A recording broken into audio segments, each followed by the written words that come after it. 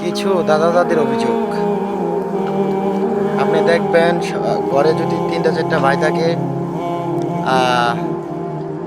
কিছু বাবা মা আছে না যে বড় ছেলেটা ইনকাম ভালো করে অথবা মেজো ছেলেটা করে অথবা ছোট ছেলেটা করে, ওর ছেলে মেয়েরে দেখবেন কি আদরটা করে। আর যার ইনকাম নাই, বেকার, তার ছেলে মেয়ের সাথে কি আচরণটা করে। বর্তমানে এমন একটা পরিস্থিতি হয়েছে, যে ইনকাম করতে পারে তার সন্তান আদর পায়, যে ইনকাম কম করে তার সন্তান আছে কোনো রকম আর কি,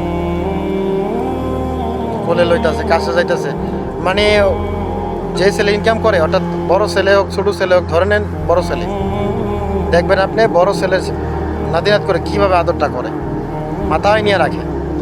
আর আপনি ইনকাম নাই কম, দেখবেন আপনার ছেলে মেয়ের সাথে কী আচরণটা করে। তুই না শীত কিরে, ঘরে যা, মার কাছে যাও, এই করো সেই করো, মানে এই একটা অবস্থা। তো আমি বলবো যারা দাদা দাদি আছেন, এটা কখনোই করবেন না।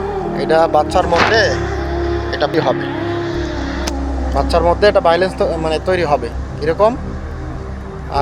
বাচ্চা মনে করবে কি হইলো বুঝলাম না, আমার চাচাতো ভাই আদর করে, আমারে করে না।